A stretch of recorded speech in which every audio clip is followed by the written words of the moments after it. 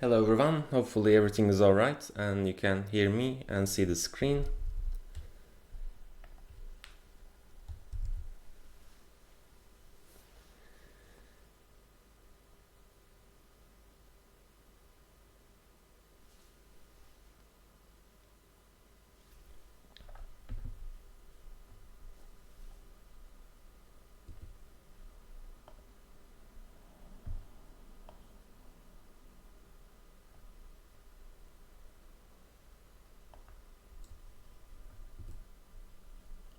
Okay, actually, I think maybe I'm not hearing you. Let me check.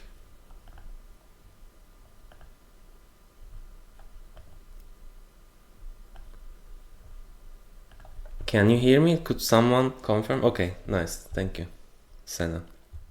So today we start discussing relational schemas. And I know you see these in the lecture as well, but this is going to be something like a reminder. Then we are going to start creating such tables using SQL Studio. So we would have some example of it as well. And again, we are actually following the ER diagram from the first lab. In the first lab, we had like students, teachers, teachers were teaching courses, and we had students enrolling to those courses, and to have different examples of ER diagram elements. We had aggregate relationships, we had self relationships, one-to-many relationships, etc. So we are going to try to give an example of each of these. And the relational schema is also a way of describing our database. So we had the ER diagram to do that. It's a visual one. And with the relational schema, we are starting to give more detail about what we have in our tables. When we go into a database, everything is going to be a table. Our entity sets, relationships, any kind of relationship actually, like is a relationship, aggregate ones, ternary ones, they all will become tables. And how we set these tables determine what they are in the ER diagram. And following a relational schema, we can directly create the tables in our database. And there is no definite style of it, but we are going to be using this one for the lab and the project. And there is also one short notation of it. We are going to see it at the end. But we would like to write the name of the table followed by parentheses. We list the attributes on different lines. So these are the attributes that are connected to our entity set or our relationship. And we actually try to give more information about these attributes. We write the type of the attribute. So the type could be, in our case, numeric, text, date, or boolean. There are several different types, but these are sufficient for our usage. Then we also have some specification whether we can have null values for that attribute or not. So if you specify not null for any of the attributes, to enter some new data in our database or in that table, you need to specify that column, that information. That becomes a required value. We can also define the unique keyword. So if you write unique keyword, then this attribute will only allow unique data. So if I write for this attribute number 2, so it's a text. If I write Ali for it, then for some other entry, I cannot have another Ali value again. So that time maybe it will be Aisha, etc. And the primary keys are already unique. This unique keyword we use it to design cardinality. We are going to see examples of it in a minute. So after writing down our attributes, we write the primary keys. So the colors are only to give information here. We just write with black. We write the primary keys, and remember the primary key could be just one attribute or the combination of multiple attributes. So if they are if the primary key is made of several attributes, we write them in parentheses. Then we describe our foreign keys, And again, similar to primary keys, foreign keys could be just one attribute, or the combination of multiple attributes could be a foreign key that references some primary key in a different table. So we define the relationships and the is-a relationship as well. So for some child entities, we are going to keep foreign keys. And these foreign keys are one or more attributes that reference a matching attribute on a different table. So we specify which table that is, and in that table, what is the primary key. So the foreign key is a reference that we use inside this table to match something in a different table. So we are going to see examples of it, starting with the entity set.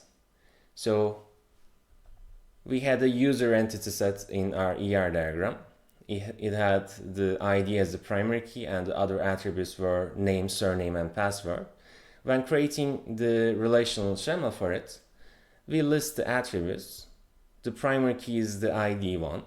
And for this other information, actually we need to think about the description of our database. The ID could be text as well, but we decided to have numeric data for it. Name and surname and password, we decided to make these text. So this is something you come up according to the description of the database. And for the not null keyword, you should think that for a user to exist, what is really needed? So whether I allow some users to have no name or no surnames, whether this is allowed or not, this is something you should decide as the designer of this database. And in this one, we thought that, okay, since ID is the primary key, I should have an ID, so it is specified as not null. And for the password as well, since to log into this database, maybe we are going to need the password, we made it not null, but maybe name and surname is not that important, so it can be left as it is. We need some primary key for all the tables, so there should not be any table without a primary key. So we need to specify the primary key of all the tables, because that's the way to define some unique entries in that table. And then we have the is-a relationship. To describe this is-a relationship in the relational schema, we are going to write the child entities. So far we have our user table. That's the parent of teacher and student entity sets. And while designing this teacher and student tables, we need to somehow have a reference to the user table. So in the ER diagram, for teacher, I don't have any additional attributes. But remember, we were saying that, okay, the child entity sets will inherit the attributes of the parent plus its relation capabilities. In here, we are not explicitly writing down the attributes of the parent. What we are doing is to keep some foreign key to the user. So in the teacher table, I need to have some foreign key that references the primary key of the user. Primary key of the user is ID. And I also need to be aware of the type of this primary key. So Beza asks, does foreign key have to be the primary key of another table? So remember, to find some unique entry in a table, we need the primary key. And primary key, if we have the primary key, then we are matching just one entry. Foreign keys, I guess they have to reference the primary keys. So I was thinking that maybe for some other attributes with unique entry, it might allow, we could check, but formally we should always reference the primary keys, because the primary key is the way to find a unique row in that table. And without a unique row, we cannot talk about foreign keys, because the foreign keys are going to make sure that whenever I try to create some teacher, a corresponding user should exist first. So the foreign keys will make sure that whenever I try to create some teacher ID, it is going to check whether this ID exists in the related table or not. And to be able to do that, this should be the primary key of that table. So let's remember that in the user table, the primary key ID was numeric, and to this foreign key to make sense, these two attributes should have the same data type. In SQLite, it is the SQL version that we are going to use. It doesn't check the data type automatically, but in other SQL languages it does. So we should also be careful about this matching types. So while designing, I said for user, if the ID is numeric, then for the teacher, I also need some foreign key. And the name of that attribute in this table is not depending on the user table. So in the user table, I called it ID. And to distinguish that, in the teacher table, I could call it TID. Or I could again use the same name. It doesn't matter. What is important is it has the same type. It's numeric. I say it's not null because in the teacher table, TID, this TID is going to be the primary key. Furthermore, this TID is a foreign key in this table, and that references the ID attribute in the user table.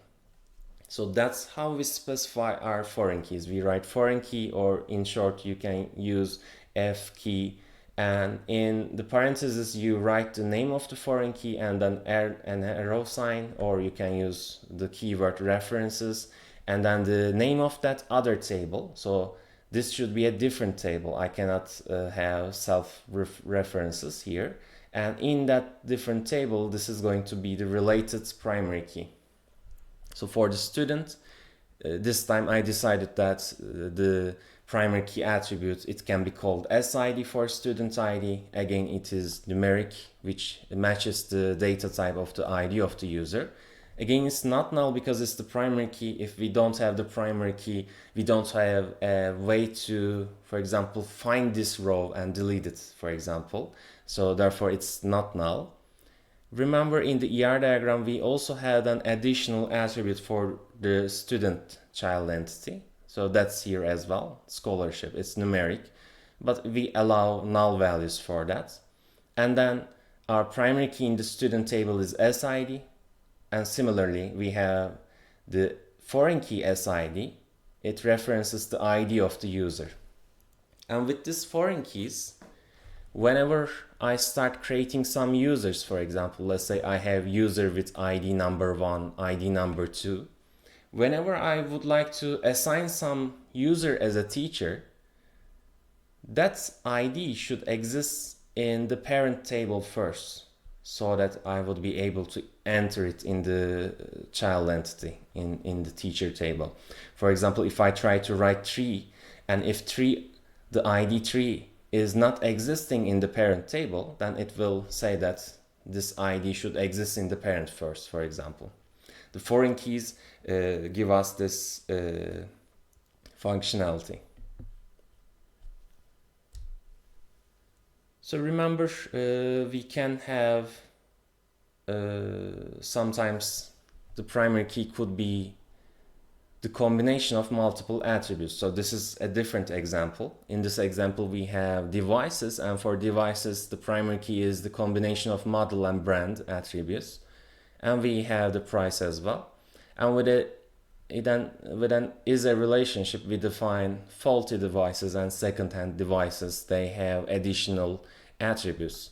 In this case, the primary key of the device is brand and model. So as a result, in the children entities, I need to store some foreign keys to those attributes. So remember, I need to somehow reference brand and model in the device. And in this child entity, I need to store some attributes that is going to match each of these primary keys. So I called it SH brand and SH model because they are the second-hand versions. but the name is not important. It could be called brand and model as well. The important thing is the types are matching, and this is going to be the primary key in this table. So we wrote PK for short for the primary key. These two are the primary key in this table, and they are going to reference the matching attributes in the device table. So device table is the parent. These two attributes, I keep the SH versions of those attributes, and while I'm checking whether some parents with the same information exists or not, I'm going to use these foreign keys together. So that's how we show it.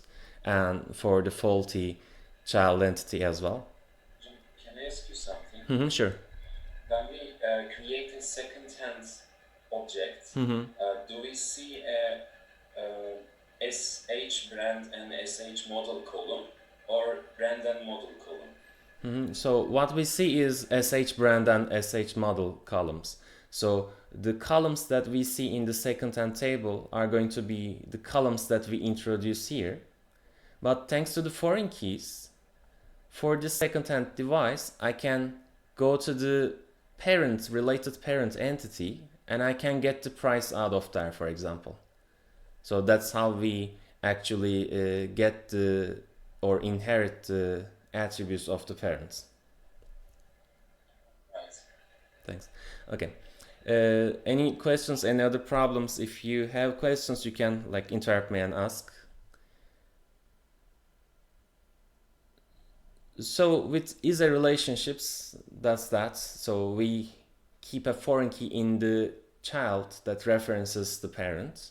Then we have the relationships. So ISA relationship was actually a special kind of relationship, but it defines hierarchy. So we started there first. But in general, for relationships, we are trying to connect multiple entity sets, right? With a relationship in the middle. We have some links to the entity sets, and we need to keep a foreign key to each of these connected tables. Again, they should have matching types. And the primary key of a relationship. So far, we did not really talk about the relationship's primary key, but since they are going to become tables in the database as well, we need some primary key for them. And we are going to decide about the primary keys according to the cardinality, and it's usually a combination of the foreign keys of the relationships, and we are going to see examples of it. So remember, we said that the cardinality describes what should be the primary key of a relationship. So therefore we are going to look different kinds of cardinality, starting with this many-to-many example. In the many-to-many case, remember, if we are matching members with groups, then a member could be in multiple groups, and in a group there could be multiple members. And in this case, the primary key of the member table is member no. We have the member name as well. And the primary key of the group entity is group no. We have group name as well. And we could have such a picture in our data. For example, we have a bunch of members, we have a bunch of groups. And to describe the relation in between, we have this in relationship, but that's going to become a table as well. And in that table, I'm going to store foreign keys that references the primary keys of these two tables. Why? Because my relationship is connected to those tables. For this left link, I'm going to store some foreign key that references the member no. And remember, in the other example, we called it SH brand and brand in the parent, for example. But it's also possible to use the same name because these are two different tables. What name I use is not important. The important thing is that while I'm describing this, I'm going to write the attribute called member no in the table in is going to reference the attribute called member no in the table called member. For example, how we define the foreign keys is going to actually matter. And in this table, I called it member no. And since we have another link that connects to this group entity set, I have another foreign key, and this is called group number. And in here, since we already mentioned that a member can be in multiple groups. For example, member with ID 1 is in 2 different groups. These are the groups with no 1 and 2. So John, the member's name is John, but in this table I'm only storing the primary key, number 1.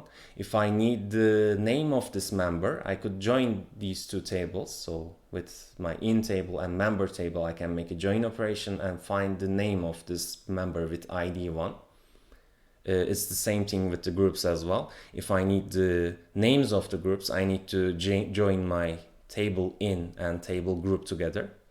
But I see that one member can match with multiple groups, and for a group as well. For example, the group number 3 has 3 different members in it.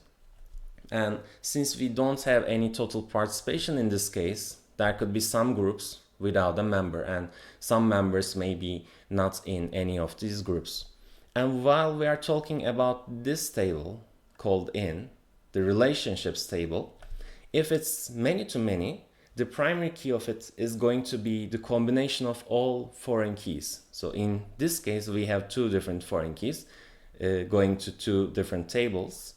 And the primary key, the way of defining some unique entry in this table, is to use the combination of member no and group no. Because otherwise, if I just look at one column, that column is going to have duplicate values. So for member no, I have these the same, and for group no, these ones with the group no 3 are going to be the same. So I need the combination as my primary key in the many-to-many case. So for example, in this case, what we have is we have our tables for member and group. The primary key is member no in the member table, and in the group, the primary key is the group no. And these both are numeric and they have the not null values. Then in the relationship called in, I'm going to store member no and group no. These are my foreign keys. The primary key of this table is going to be the combination of member no and group no. And I need to specify for member no, it is going to reference the member no in the member table, and the other foreign key that goes to the other table. Here I define that as well. So what's important is actually the primary key. Otherwise, for relationships, whenever you see some link to some other table, you keep a foreign key to the primary key of that table. But how you decide the primary key of this table, the relationships table, that's according to the cardinality. And with the many-to-many case, it is going to be the combination of all foreign keys, because we can have duplicate values if we just look at single columns. Then we have one-to-many relationships. And with one-to-many case, the example was we have owners and dogs, and because of this triangle, one owner can have many dogs, but for a dog, there is going to be just one owner.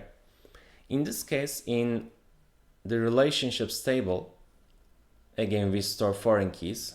Owner ID is the primary key in the owner table. Therefore, I need some foreign key that references that. And in the dog table, dog ID is my primary key. I need some foreign key that is going to reference that as well. So these 2 columns are my foreign keys. And if you check for one owner, there could be multiple dogs. So this owner John has the dogs with IDs 1 and 2, Max and Charlie. And then for some owners, there could be just one dog. But some owners could have multiple dogs. But the thing is, if I know the dog's ID, for a given dog, there could be only one owner. And in such case, if I just specify my primary key in this table as the dog ID, then it is guaranteed that dog ID will not have any duplicate values, because for any given dog, there could be only one owner. For any of these rows I have in this new table, for this relationships table, if I know the dog ID, then I can find a unique row because the dog ID does not have any duplicate values. So therefore, in the one-to-many case, the non-repeating foreign key is going to become the primary key. And how we do it is, again, in the relationships table, I have these foreign keys, and while specifying the primary key of this table, I just write dog ID because dog ID is the one that does not repeat in my table. Given the dog ID, I can find a unique row inside this table called has. This should actually be not in but has, so because the relationship's name is has, but that's understandable again. We have the dog and owner entity sets, and we describe it with the primary key of those tables plus the attributes. There is also one alternative. So if we use this one, this is the best one. But you can also include the owner ID as a part of the primary key. But then to guarantee that given a dog ID, there could be only one owner ID that's matching, because this is some rule that we need to make sure that it also functions in our database. So we said that this is a one-to-many relationship. For one owner, there could be multiple dogs, but for one dog, there could be only one owner. If you try to make its primary key the combination of both its foreign keys, then you are allowing a many-to-many relationship. And then to make it still one-to-many, you should specify that dog ID is going to be unique. So this first option already does that. If you specify dog ID as your single primary key, then it automatically does that. But if you want to specify the primary key as both dog ID and owner ID, actually there is no reason to do it like that, but that's an alternative. So that's why we are talking about it as well.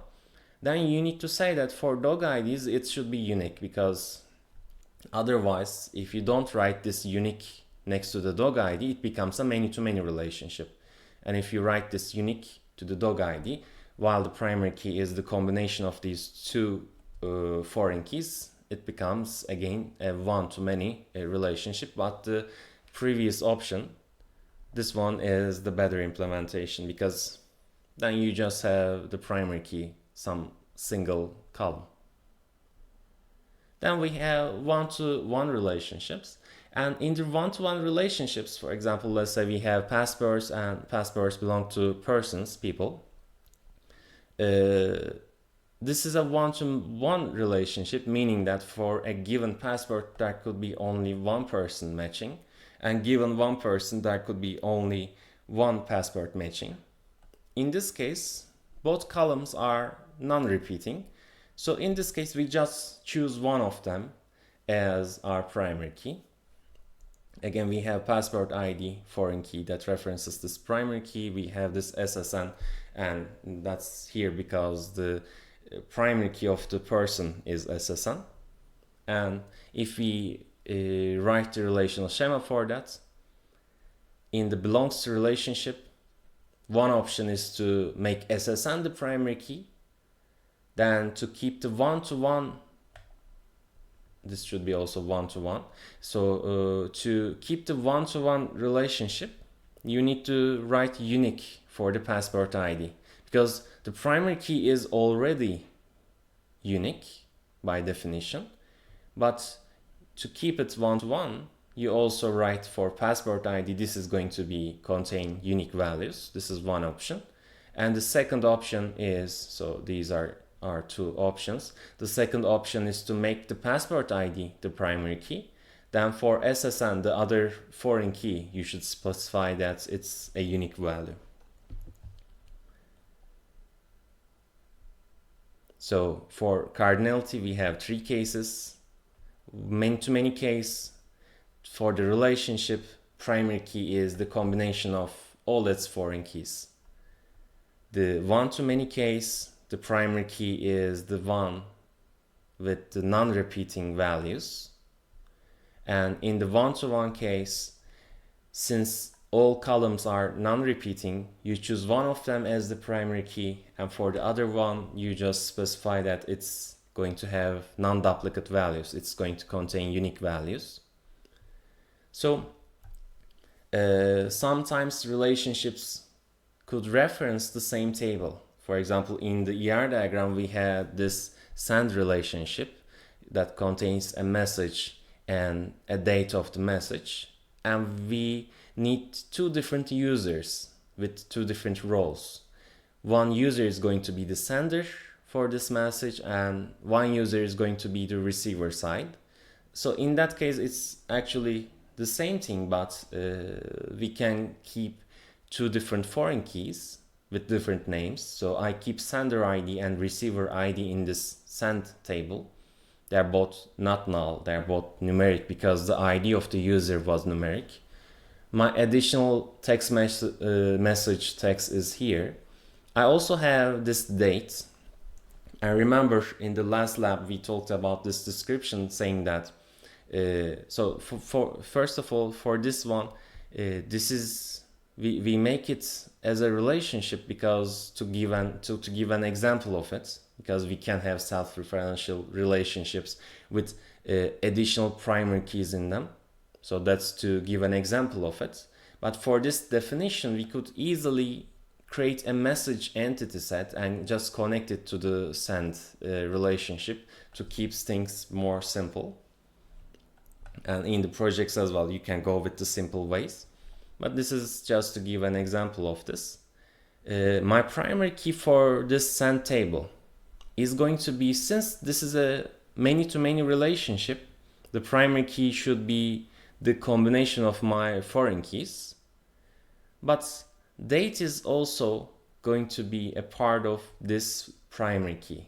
We specified it in the ER diagram, so we also include this dates information here. And in the description, it was saying that on the same date, a sender could send just one message to a receiver, but on different dates, the same sender can send messages to the same receiver. For example, let's say Ali is going to send a message to Ayşe.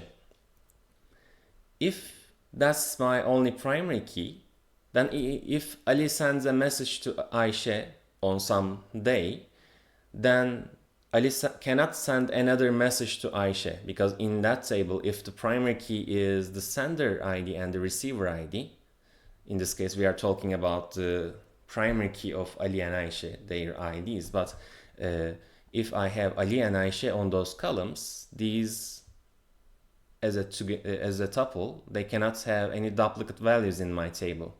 As a result, I also include date as part of my primary key. Then Ali can send a message to Ayşe, given that the dates are on different dates, on different times. I can have Ali and Ayşe appearing different times, lots of different times, because the date information is a different one, for example. So that this was some example we did because of the definition there. But the different thing is here, just we store two foreign keys that reference the same table. So sender ID is going to match some user. Receiver ID can be and most likely be different than the sender ID, but it is going to match some other existing user's ID in the table. Can I ask something? Yes. In the earlier slide, now we have to store for the send relationship the sender ID and the receiver ID who gets the message. But we don't show them in our ER diagram with drawing attributes linked to the send relationships, but rather we do it in the table. So is it necessary, or like which sender sends message to which receiver to show it in the ER diagram? So actually these links, so far, like in the tables of relationships, we don't include these foreign keys as additional attributes. The lines that connect to the entities are defining these foreign keys. And in here as well, so for example, for sender and for the receiver roles, I need to keep some foreign key that references the user entity, but they are not included as like explicit attributes of the relationship in the ER diagram, because these lines are actually telling them. Was that the question? Is it clear? Yes, thanks. But if it would be a lot complicated, what would we do? Would we still not include that in our ER diagram? You mean the foreign keys? So foreign keys as attributes. So we don't include them. So because these lines are showing them, and in some cases, remember, the primary key could be the combination of multiple attributes. It can be more than one attribute, and in those cases as well, this makes the life kind of easier because you just have one line that's connected to the related relationship or parent table, etc. But that one line is going to be transformed into multiple foreign keys in the table, for example. Okay, thanks. So we also have the participation constraints in our relationships, and if you have a if you have a many-to-many relationship with total participation, then there is no way to enforce it through your table design. So while creating our database, we can enforce some things in our tables, but for some tasks, we need to depend on the implementation. But remember, for some of the things, we can enforce them through tables. So for example, this one-to-one case, one-to-many cases, we enforce them through the designs of our tables. So if the primary key is the password ID and if SSN is unique, then this relationship is going to become one-to-one. There is no any exception for that. But for total participation, it's not always applicable in the tables, and you are going to try to make sure it follows the total participation through the implementation. For example, if I have many-to-many case with teachers, advisors, and students, so in this picture, we are saying that one teacher can advise multiple students, but for a student, there could be just one advisor. But if this was many-to-many, then you need to, if you need to have a total participation on the student side, then in the implementation, in the later stages, while creating a student, you are going to say to the user, you have to insert an advisor for the student as well. Otherwise, I don't allow you to insert a new student, etc. So for the total participation, you can also enforce it in the implementation. But so far, first we are talking about how to enforce it in the tables. And if the relationship is one-to-many or one-to-one, then you can enforce total participation for the non-repeating side. So to do this in the tables, through the design of the tables, we have some additional constraints. It should be a one-to-many or one-to-one relationship, and the total participation should be on the side that's not repeating. So in the advisor table, for example, if I have the student's ID, then I can find a unique row there. Given a student ID, there can be only one advisor teacher. So in this case, you might write the relational schema like this. So we have the teacher, the primary key is the TID, we had the student, the primary key is SID, and for this relationship, you can write, okay, SID, TID. Because of this one-to-many case, the primary key is SID, but this doesn't enforce total participation. To enforce total participation in these conditions, so this is a one-to-many case, we need to merge tables. So we have teacher, student, and advisor tables, but if I merge the student and advisor tables together, because given a student, there has to be an advisor for that student. So with this total participation, I am saying that if there's a student, that student should participate in this relationship. There should be no student without an advisor. And because of this one-to-many case, what we are saying is actually given a student, there should be exactly one teacher as their advisor. So therefore, if I merge the student and advisor tables together, we can change the name. For example, in this case, we are saying that since we merge these two tables, this is a student with advisor. It could just stay as a student as well. The name is not that important. But what's important is that, so again, looking back in the student table, I have my SID and scholarship, and the primary key of the student table is SID.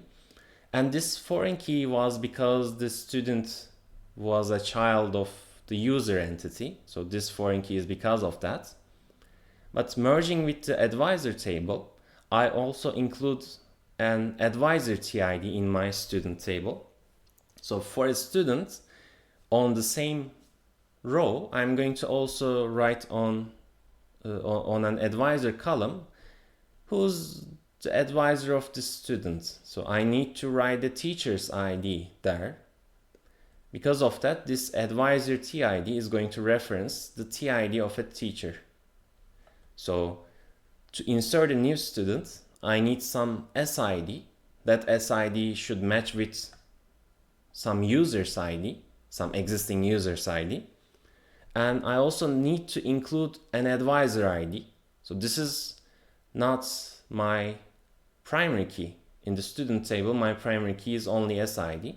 But I'm going to also include an advisor ID, which is going to reference some existing teacher, because this teacher is going to become the advisor of that student.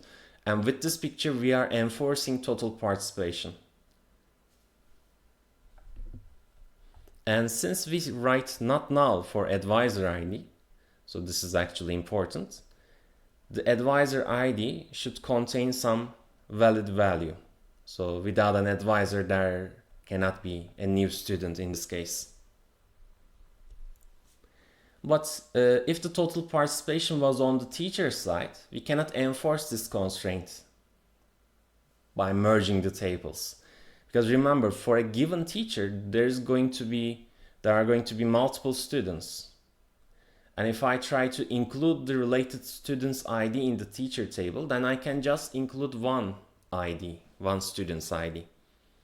For this case, we are going to actually do it in the application in the later stages. For example, using Python, whenever we create a new teacher, we can say that, okay, you also need to assign this teacher to a student. So we can only merge the tables if the total participation is on the non-repeating side. And whenever it's applicable to reduce the number of tables, it's a good practice to do this. So for example, in this case, teachers are giving courses. So this is some other picture from our ER diagram. And in this case, the course side again has total participation. So we can have the teacher entity and we have our course table. And in the course table, course code is the primary key. It's numeric, it's not null. We have a description, it's going to be a text. And we are storing the instructor TID. Because of this relationship, it's going to reference the teacher's TID. So this is the merged case, but we did not change the naming. So we did not write course with teacher, etc. We just wrote course for this one. And we again have the weak entity sets and weak relationships in our ER diagram. That's again actually a similar case to what we have here. So this is a one-to-many relationship with total participation on the non-repeating side. And by definition, weak entities are like that. Weak entities are always one-to-many with total participation on this weak side. Then to enforce this, we can again merge the tables. So we had our student table. The student's primary key is SID. Therefore, I have some table called has medical report. Remember, we were talking about partial keys in the weak entity sets. So the partial key is going to become the part of the primary key. Plus I also need to make the SID my primary key. So SID is the foreign key that is going to reference the strong entity in this picture. So I also have the description for this weak entity. The table has medical report, and in here I keep a foreign key SID that is going to reference the student's SID. But remember that for the student table, we previously named it as student with advisor. We could have just kept it as student as well. But since we named it as student with advisor, we are going to using that naming here as well. And the primary key of that table is SID. Therefore, this SID in this has medical report table is going to reference that. And the primary key of this table is SID plus date. The same student can get different medical reports on different dates. But given a date, there could be only one medical report for a given student. So with this weak entity case, we merge the tables, and the primary key of the merged table is the combination of its partial key and the foreign key. And we also had aggregate relationships. This is actually not that different when we are talking about tables. So enrolled is a relationship that is connected to the student and also to the relationship that's inside the dashed rectangle. So enrolled is going to be connected to gives. So in the enrolled table, I need some foreign key to find a student, and I also need some foreign key to find an entry in the gives table. But remember previously, while designing this relationship, what we did was to merge the gives and course entity and relationships. So actually we just have one course table. So since the relationship is contained in that course table, what we need to do with this enrolled relationship is to refer to that course table. So in here, so these are the things that we had. So we had the teacher table, we had the student with advisor table, we had the course table, and course table contains the gives relationship and the course entity set. Therefore, in the enrolled table, I need to store some foreign key to the primary key of this table. And for this course table, the primary key is the course code. So I store a course code here as my foreign key. I also need to connect it to a student. Therefore, I have a SID foreign key in this table. I also need an additional attribute called grade. That's also here. Since this is many-to-many, my primary key is going to be the combination of my foreign keys. So in this table, I have two foreign keys, course code and SID. And since it's many-to-many, the primary key is going to be course code and SID. And with aggregate relationships, this is some example in the case that we do not merge anything in the dashed rectangle. For example, these are my entities, A, B, and C. They have their primary keys. And let's say I write their relational schema. For entity A, primary key is K. For B, primary key is X. And for C, the primary key is U. And for a relationship R, the primary key is going to be the combination of its foreign keys. So in the R relationship, I need a foreign key to K, foreign key to X. So these K and X are that. I also need to store this additional attribute F in here. And in this picture, if I would like to include an aggregate relationship AR, then I need to keep a foreign key that references the primary key of C. So the primary key of C is U, so I store U here. And I also need a foreign key that references the primary key of R this time. The primary key of R was K and X together, so I need to store K and X in my AR relationship, the aggregate relationship. I also store this additional attribute M. Since this is many-to-many, the primary key is going to be the combination of all my foreign keys, but these foreign keys, K and X together, are going to reference something in R, the primary key of R. So they are called with the same name, but these K and X together is going to reference the table R, so not separately. So in AR, what's important is we are not referencing the entities, we are referencing the relationship. So let's give a 10 minutes break and then we will continue.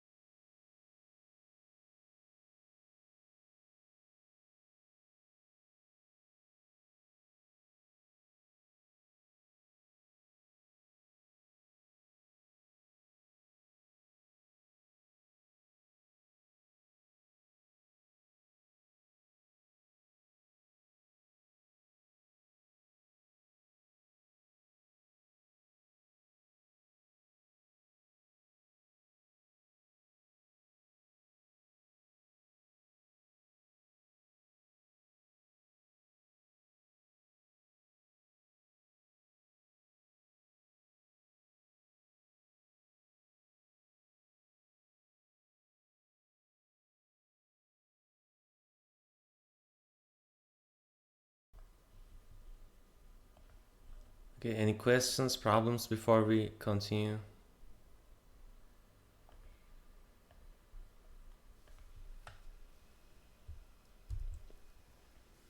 So with aggregate relationships, actually what's important is that with the aggregate relationship that's outside the dashed rectangle, what we need to reference is the primary key of the relationship. In some cases, inside this rectangle, we could have merged the entities with relationships. In those cases, which table contains the relationship? That's the table that we need to reference. And in some cases, we don't merge anything. For example, if we have a many-to-many relationship inside this dashed rectangle, then we don't merge anything. So in this case, the relationship AR is going to have some foreign key for R and have some foreign key for C. So for C, it's simple. We have already seen that. The primary key of C is U. And for this relationship R, what's the primary key? Since this is many-to-many relationship, the primary key is K and X together. And because of that, I need to store K and X, some foreign key that is going to reference K and X in the relationship AR, the aggregate one. And K and X together are going to reference the K and X inside the table R. So we are referencing the relationship. We are referencing R. We do not say K goes to A, and X goes to B, for example. We are not referencing not the entities. We are referencing the single relationship that's inside the dashed rectangle. So that's something important for aggregate relationships. We can have ternary relationships. And ternary relationships was actually a special name for relationships with three entities. Actually, everything is the same. If this is many-to-many, for example, the primary key is going to be the combination of all its foreign keys. In this case, it's K, X, and U together. And to enforce cardinality, we again use the unique keyword. So for example, if the example was with this picture, so on the C side, I have an arrow. This means that the entries that are connected to C are not repeating. So this is like, if I have a table for this T, in there, if there is a U written, so for the column U, it is going to have unique values only. But for the columns K and X, the values could have duplicate values. So in this ternary case, it's better to like write down a couple of entities to see the picture, and then for the non-repeating side, you can assign it as the primary key. But what if two sides have arrows, for example? I have an arrow on C and B side, and on A side it can have duplicate values. This time you have two alternatives. So I need to keep the foreign keys to each of these tables. So that's fixed. We need the foreign keys, but the cardinality is going to decide the primary key of this table. Since both U values and X values are not repeating, I can make U my primary key, and then I need to specify for X, it should be unique. Or the second option is to make my primary key X, and then for U, I'm going to say it contains unique values to keep the cardinality. And which one we decide does not matter. These are equivalent. But sometimes it could be like decided according to what you are storing. For example, in this case, maybe this is the passport information, and maybe this is the school ID. Whether you make the primary key the passport ID or the school ID, that does not matter, but one of them could make more sense. So that's what I'm trying to say. So we wrote the tables the relational schemas, and sometimes we use short notations in your homeworks, etc. You might see this notation. In this notation, we don't write the data type, we don't write any unique or not null values. We just specify the primary keys by underlining those attributes, and we specify the foreign keys as well additionally. So this is some short notation to describe the relational schema. Then we are going to use SQL Studio to create these tables. So far we actually covered all the examples in our ER diagram from Lab 1. And all these are contained in this link. And also, let me get out of the slide. If you go to the course website under this lab homepage, you would have links to the material as well. So since this is a static page, you might need to refresh it to see the last version of it. But for this lab, we have SQL Studio. So if you click on there, it directs you to the website.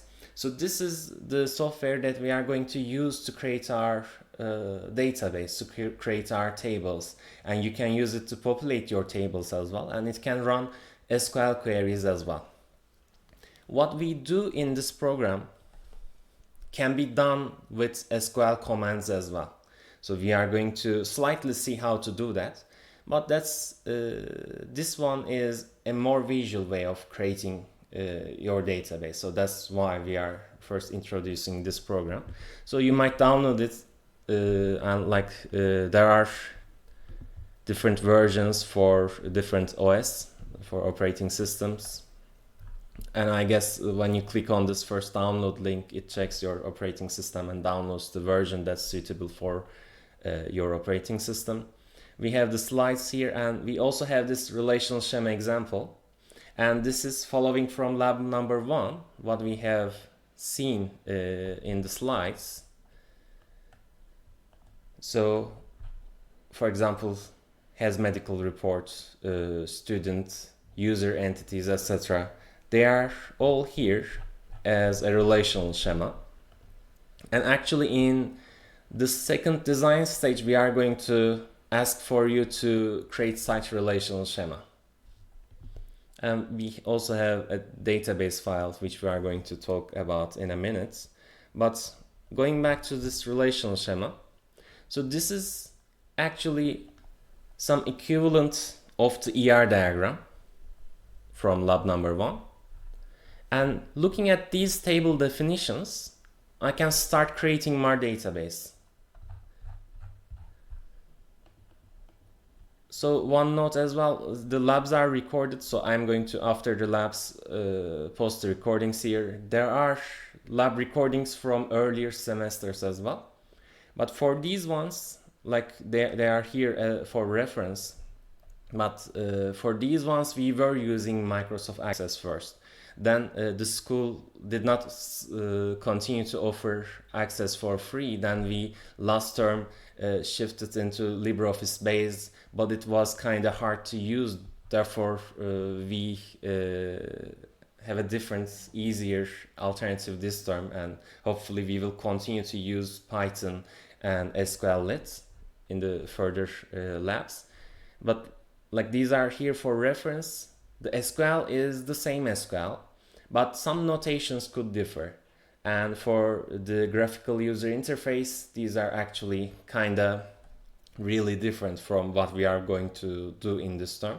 But for SQL parts, knowing that the notations are going to be slightly different, you can also look at these further labs. So I have my relational schema, and from here I can start creating my tables. And the thing that I was saying, that since labs are recorded, I guess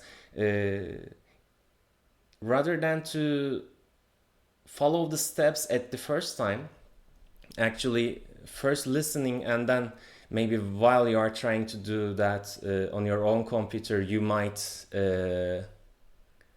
look at the recording. So that was what I was actually trying to say. So in the Windows operating system, if I download it, it downloads a zip file, and if I extract that zip file, this is actually this program does not require any installation. So if you open it, extract it, you can run it on any computer. I guess there are some like requirements, but those requirements are already satisfied by the operating system, I assume. So if you try to run, so with this SQL Studio, that's the executable. If you try to run and if you get an error message, etc., you can like contact me and we could try to solve this problem. But if it is like if you have one of these operating systems, actually I guess most of you have one of these, like Windows, Linux, or Mac OS, then it should run fine for this one.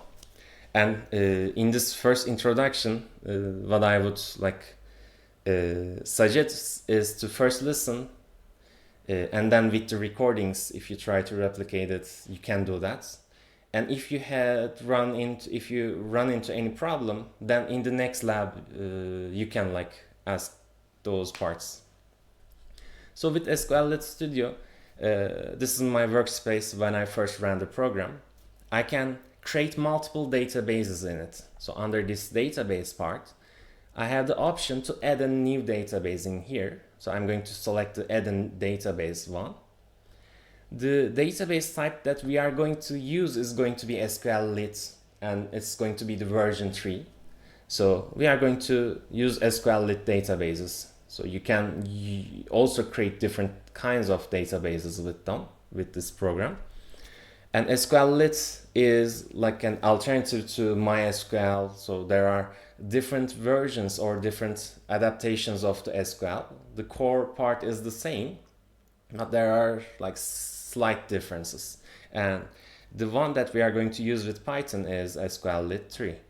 So I need to create a new file, but I can also import some existing database. And for example, in the project, in one of your computers, you might create this database, and then it is going to be a single file for that database, and you can like share that single file with your group members. So I'm going to, if you click on this plus sign, I'm going to create a new database file.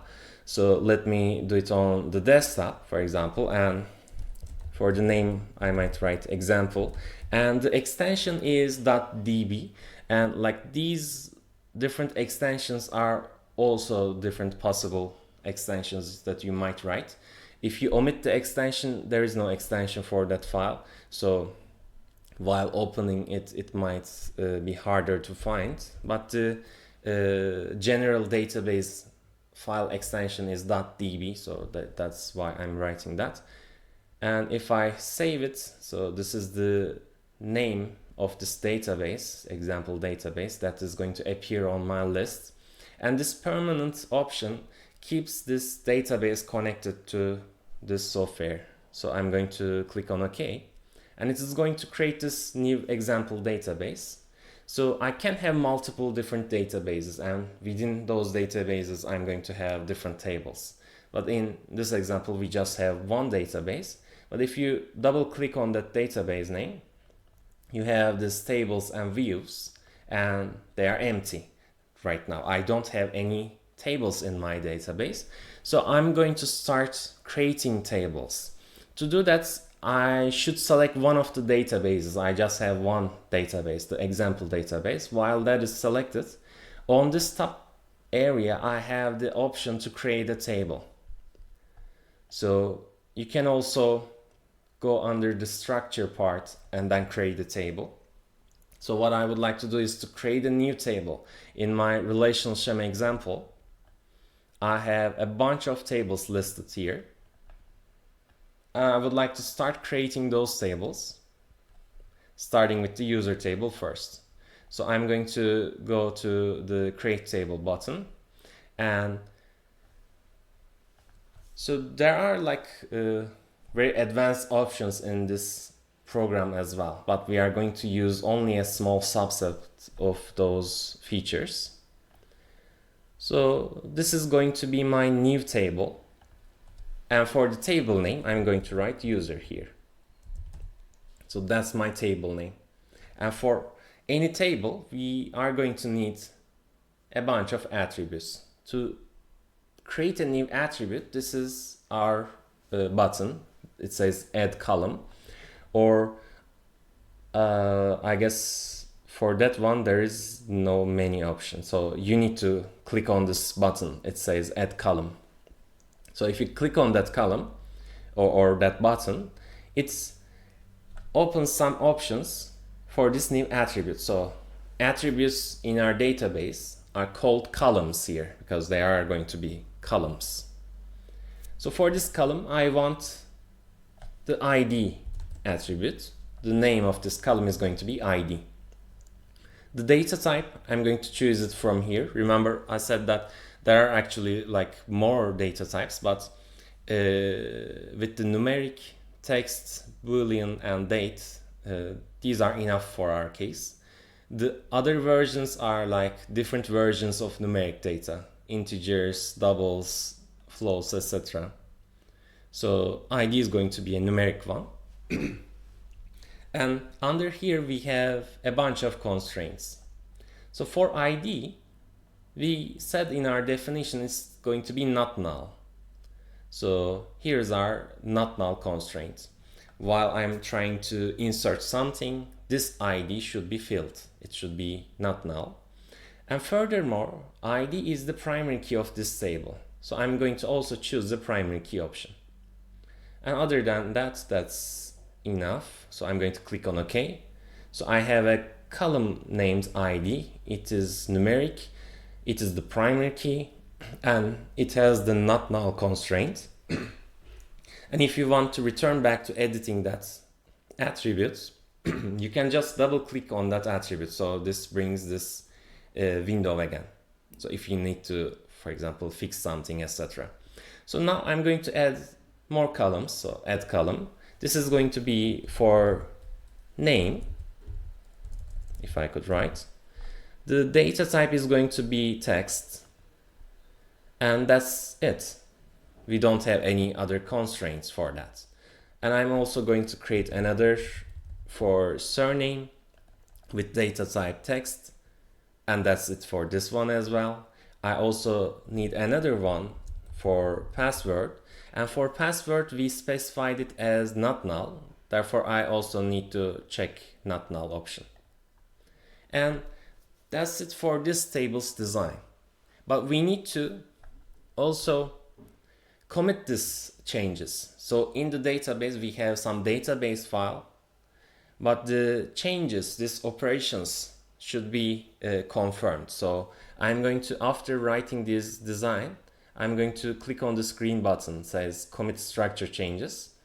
When I click on that, it also shows me the statements that's going to be run on this database. So the create table command, it shows me. I can check it in this version as well. So when I click on OK, underneath this part, under status, it says that committed changes successfully. So in my database, I created this table successfully. But sometimes there could be something going wrong. The error messages will display under this status place. For example, if I already had such a table named user, inserting a new table with the same name would not be possible. So under these tables, I now have my user table in the database. If I click on it, I can also view the columns of this table. So we are done with the user table. Now we would like to create the teacher table, for example. And in the teacher table, it's a child entity. So I need to store some foreign key. So therefore, we are going to need to create a foreign key. So I want a new table, not a new database. So I'm working on this example database. So I should click on that. I would like to create a new table in that database. I'm going to click on the create table button. For this table's name, I'm going to use teacher. And I need some attributes, a new column. I need TID here. It's going to be in numeric data type. And remember, we said that in SQL lit, it's not checking the type automatically, but we are going to still specify the data type because in other SQL languages it uses this. For example, if we were to convert it into a different style of SQL, then this data type is going to be important. In SQL lit, it's actually not that important, but it's a good idea to set the data types. So this TID is the single primary key of this table. So I'm going to check the primary key. It's going to be not null because for primary keys we need some values. So I'm going to also check the not null option. Furthermore, this TID is a foreign key that is going to reference the user table. So therefore I'm going to also enable the foreign key option, but that's not enough. I need to specify which table I'm referencing. So next to this foreign key option, there is the configure button. I'm going to click on this configure button. And in this new window, it says foreign table, which table I'm referring to. In here, I just have one table. So make sure that when you design a table, you should commit the changes, right? If you did not commit the changes, then you will not see that table here. So for user, we committed the changes. My foreign table is user table, and in that user table, which attribute I should refer to? Actually, maybe this is an answer to one of your questions in the last hour, was asking that can we refer to non-primary key attributes in the program? It is possible, but in formality, it's a better idea to refer to only the primary keys. So our foreign column means that what's the primary key of this foreign table is ID. So therefore I'm going to choose ID here. And I'm going to also enable two things. So it says reactions. Reactions is when something happens to the related entry in the related table, in this foreign table. For example, if a user is updated, what should we do with the corresponding ID in this table? So for update and delete options, I'm going to choose cascade option.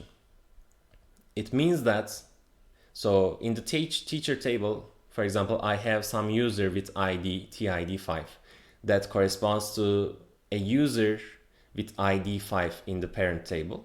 If I were to delete user number 5, it is going to delete this teacher as well. Because if I just delete that user, this teacher's TID does not make sense. There is no such user anymore. Or if I were to update that parent's ID, the user's ID, it will also update this child entity's ID as well. So on update and on delete cascade options does that. So to keep our database in good condition, whenever I delete a user, it is also going to delete the related entries in these tables that keep a foreign key to the user table. So other options, we can leave them as they are.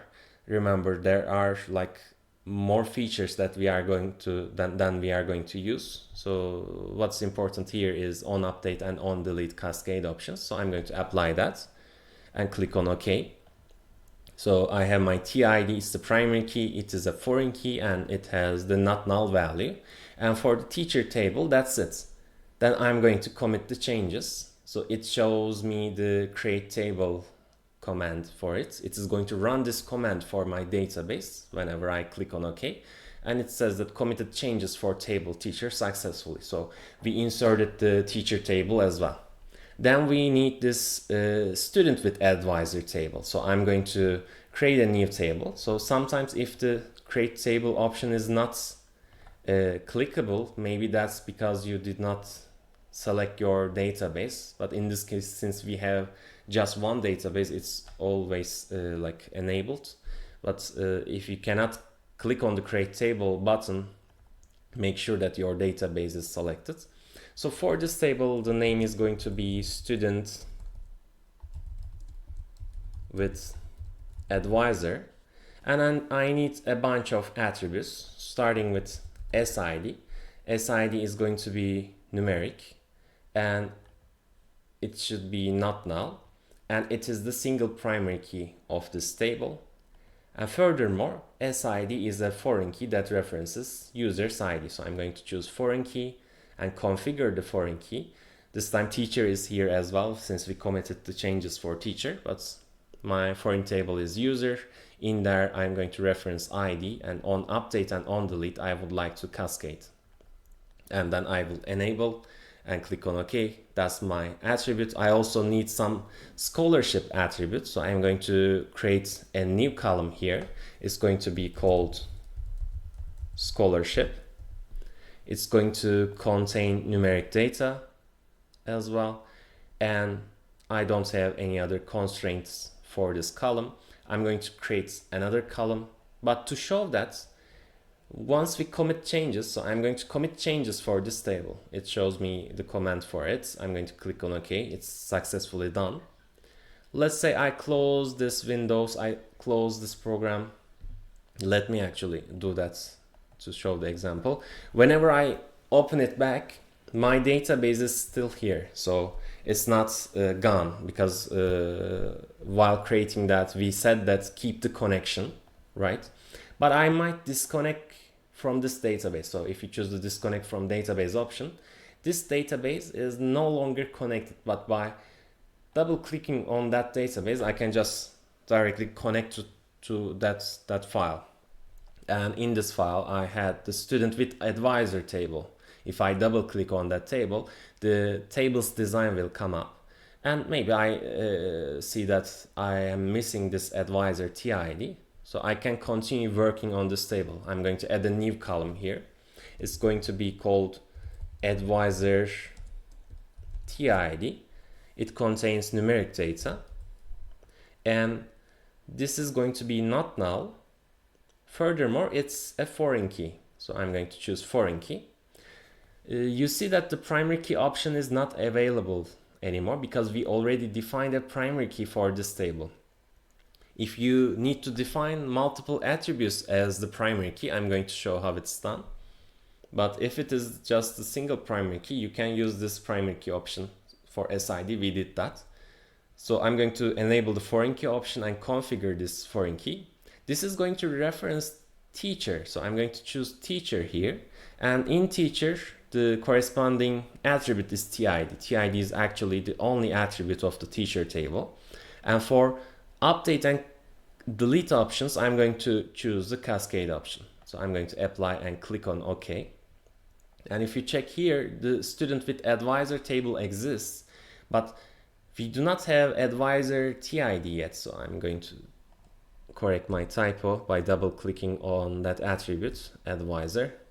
Actually it was correct, sorry. This is my attribute, new attribute, but it's not yet committed. So I'm going to click on this commit button to apply the changes.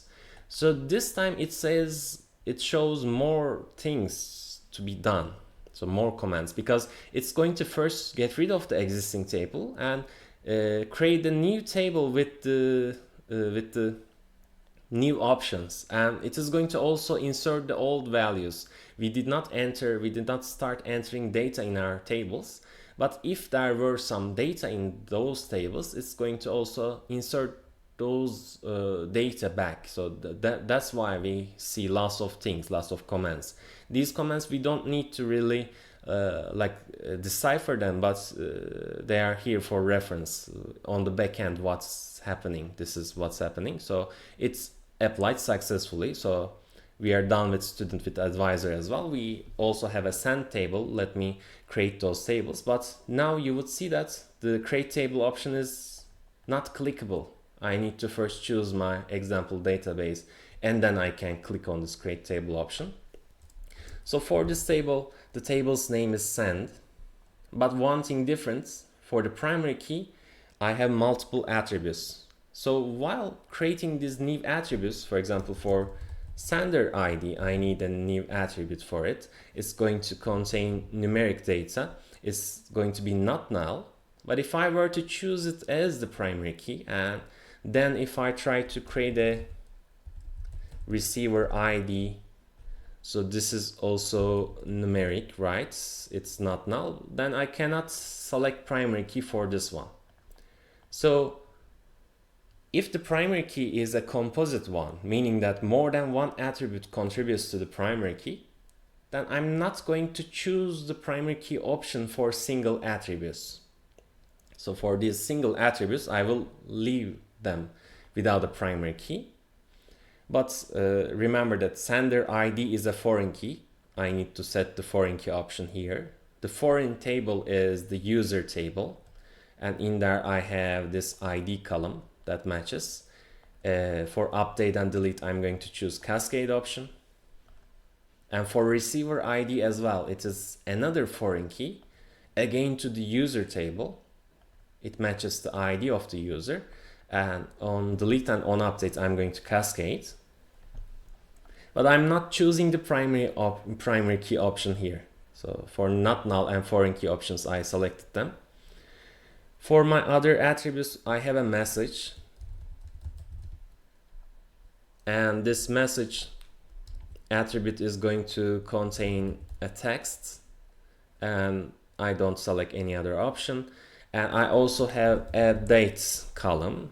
And data type of this is going to be date as well. And it's going to contain not null values. Then I would like to assign a primary key for the table. So in here we are assigning the individual attributes, and if one individual attribute is the primary key, that's the only primary key of that table. But to define multiple attributes as the primary key, I need to come to this part that's below my attributes. In here I can specify a table primary key. So I'm going to click on this add table primary key button.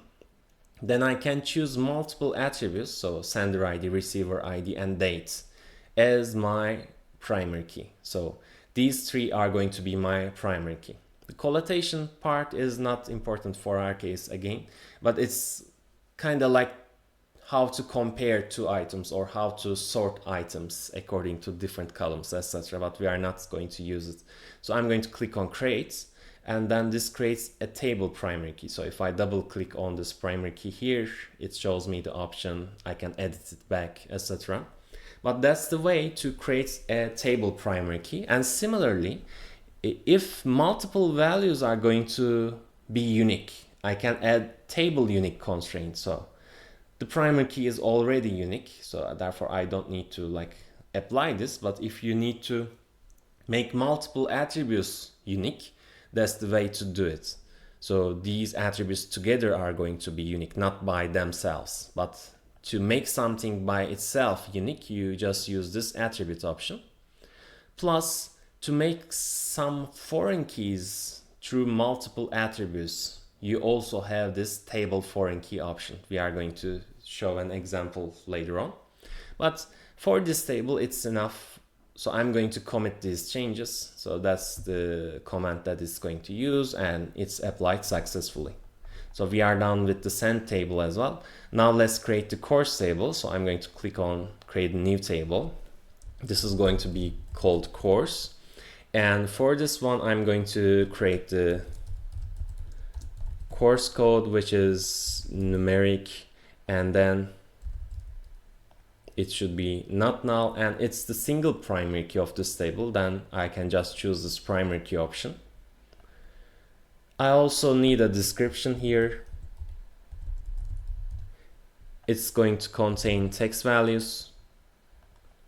I also need an instructor TID, instructor TID. It's going to be numeric data. It's going to contain non-null values, and it is a foreign key. So this last line says that. I'm going to configure this foreign key. It's a foreign key to the teachers table, and the corresponding attribute is called TID. And on update and on delete, I'm going to cascade. And that's it with this table. I'm going to commit the changes. I also need a has medical report table. So creating these tables are actually straightforward, given that you have the relational schema correct. you just insert these new columns. For date, it's going to be the date data type. It's going to contain not null values, but since the primary key is multiple attributes, I'm not going to choose the primary key option here. Then I have this description,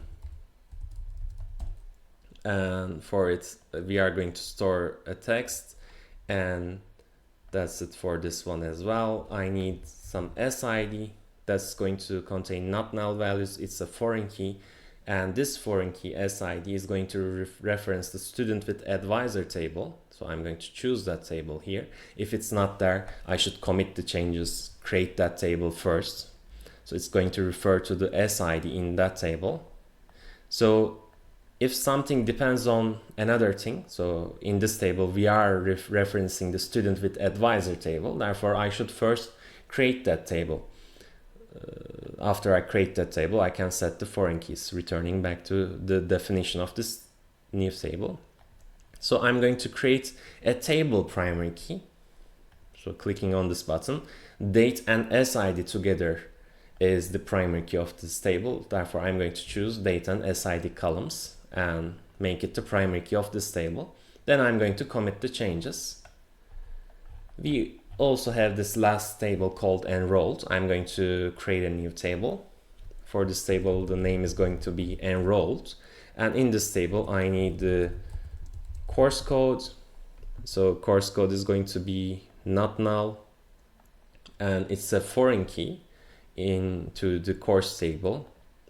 So I'm going to choose the foreign key. The foreign table is the course table, and the foreign column, it's going to match the primary key of this table, course code. And on update and on delete, we are going to cascade.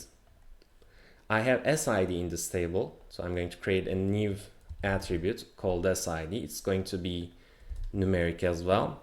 It's going to contain not null values. It's going to be a foreign key to the student with advisor table. So I'm going to choose foreign key option and configure it. I'm going to choose student with advisor option here. SID is the primary key of that table. So I'm going to choose that primary key here.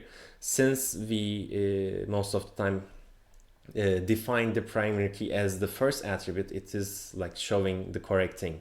But if it is not, I need to select the correct attribute, the primary key of that related table. So on delete and on update, I'm going to cascade again. And I also need another column called grade here. And for this, I'm going to store numeric data. And other than that, that's it. And I need to assign some primary key for the table. So I'm going to choose this add table primary key option, and it is the course code plus SID. So these two things are going to be the primary key of this table, and at the end I need to commit the changes here. I'm going to click on OK.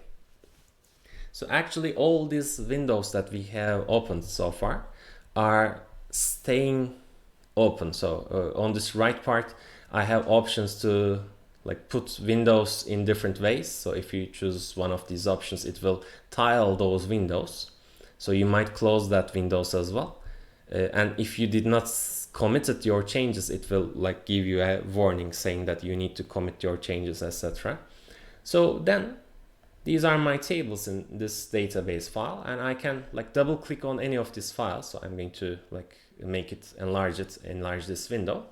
So for example, let's go into the user table, for example. This is showing up the definition of this table, but furthermore, I can also look at the data of this table. So under this is the structure tab, and we have this data tab. And this is like an Excel sheet. You can populate this table, for example.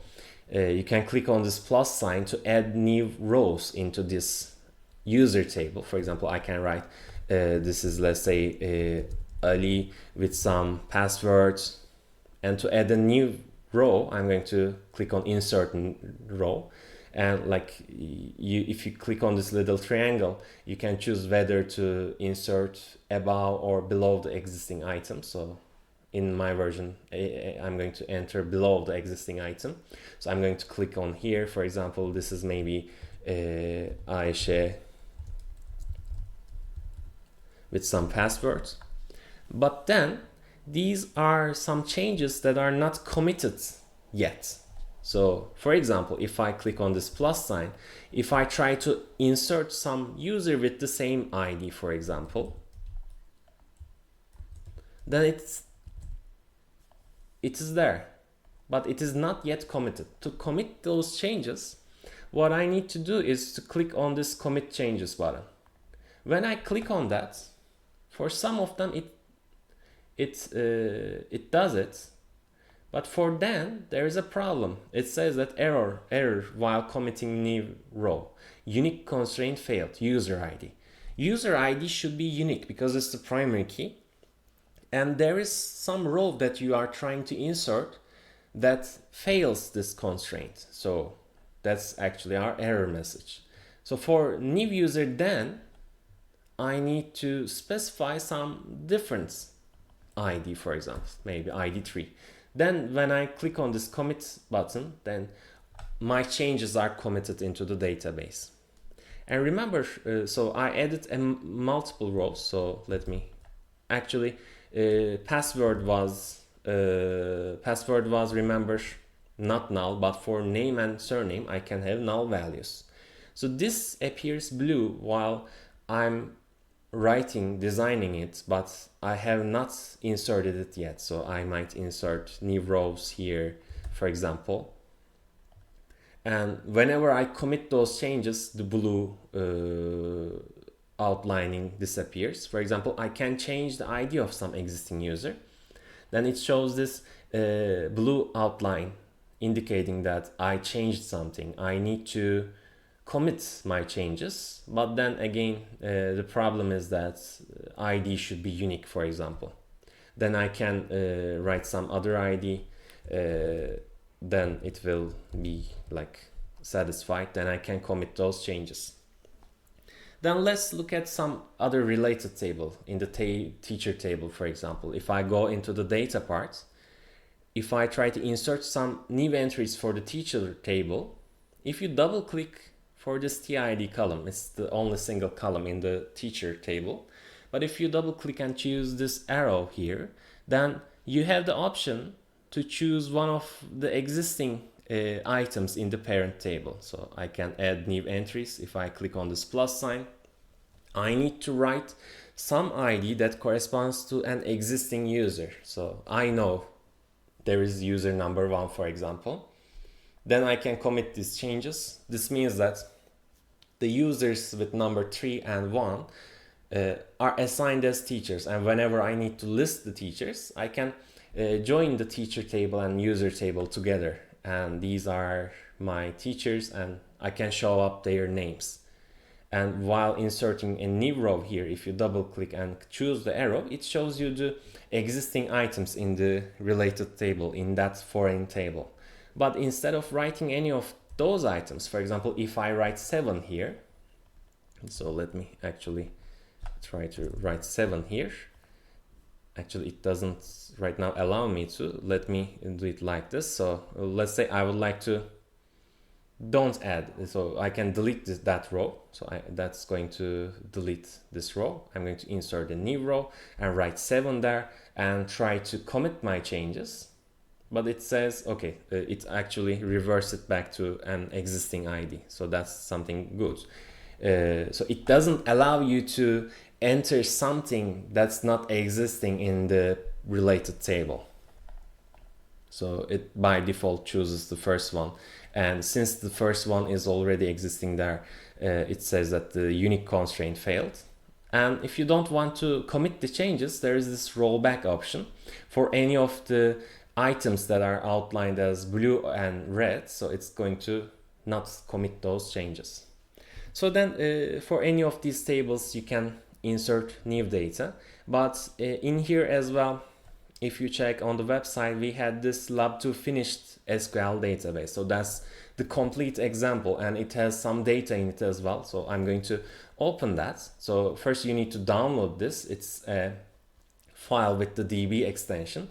And if you want to open that database file, so you need to go through database. Again, add a database. I'm going to add a database, but this time instead of creating a new file, So this is the create new database file option. I'm going to browse and find an existing database on my computer. So if you select that, on the desktop I had downloaded that file, lab2.db.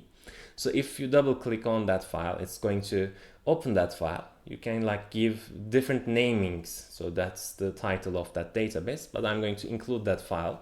And if I double click on here, for example, I can go and check the user table and look at the data of this table. So there are a bunch of users that are added here. So for example, in the course table, if I check the data of the course table, these are my existing courses. And if I check the enrolled tables data, while inserting something here, so let me create a new row here, I need an existing course, so I should choose some existing course, and then I need to choose the SID of some existing student. So these are the existing students listed. And for these two things, since the primary key of this table is course code plus SID, for example, for physics 101, the student with ID 11, it can be committed. The grade can have null values as well. But if I try to do that again, for example, for physics 101, if I try to again insert the same student, then this is going to fail a constraint. This time, course code and SID together should be unique, and this cannot be contained in there. But this was a many-to-many relationship, so I'm going to delete that row, that new row that we are about to insert. If we check, this is a many-to-many relationship, meaning that for the same course, for example, Math 101, there are multiple students enrolled to that course, and the same student, for example, with ID 6, this student is enrolled to the English 101. This student is also enrolled to the Math 101 course and also to the Physics 101 course. So these students can enroll to multiple courses. That's actually what we are trying to say. And one more thing is, for example, some students are enrolled into English 101. Like if I, for example, if I check the enrolled table, let's do it with Turkish 101, for example, there are like more students enrolled to that course. And if I were to go to the course table and if I were to delete this, so I'm going to choose the delete selected row. It's going to actually delete this, but it's not yet committed, right? It shows as this blue outline. I need to commit these changes. And then if I come back to my enrolled table, it's not refreshed yet since this table is already open. So if I click on the style windows, the things that I double clicked are opening as new windows. So for example, I could like close them, or if it is already open, so for enrolled table, if I close it and come here, or I can already also refresh this table, refresh the data, I see that the enrolled information about that deleted course is gone now. So let me go here, maybe delete Math 101 and commit the changes. And I'm going back into the enrolled table and I'm going to refresh this table. And because we selected cascades and on delete cascade option was selected, the related entries are also deleted from this table. Or something else in the course table, for example, maybe English 101, I can replace the name English 11, for example, and then commit the changes. And if I go back into the enroll table and refresh the data, those changes are done on this table as well. So that's because of we selected on update cascade option. So these two things are why it helps us to maintain the database. So one missing thing is to create a table foreign key, right? And for example, let me do it like a example of it. That's actually very simple. So if you have multiple attributes, so like in this case multiple attributes was the foreign key. So I need k and x together referencing the k and x in R, for example. then in that case I am going to select that table R, and for each of these attributes that are going to match, I'm going to select what is matching with what. So this actually like in this table, that's not an actual example, but that's how we define it. So if multiple things are the foreign key, we are going to use this table foreign key option. The foreign key table is going to be just one table, but we need multiple columns matching with multiple foreign columns. So that's the only thing that's different. Any questions, problems? So you should be able to like create a database from scratch. You can also like import this existing SQLite database, open it in your SQLite Studio. So wanting to maybe try after this lab is to like download this program on your computers, try to open this database, check some of the data. For example, you might like change some of the entries there, see what happens when you delete something from one of the tables, etc. And then in the next lab we are going to start looking at the SQL editor of it. So in here we are able to write SQL code directly. So I might write select star from the user table, for example. I can run SQL queries and see their results. So for this lab, that's going to be it. So in this lab, we saw how to write the relational schema from the ER diagram, and then we saw how to create tables and define the foreign keys and how to populate those tables in SQLite Studio. Any questions, problems? So that's going to be it for this lab. See you later.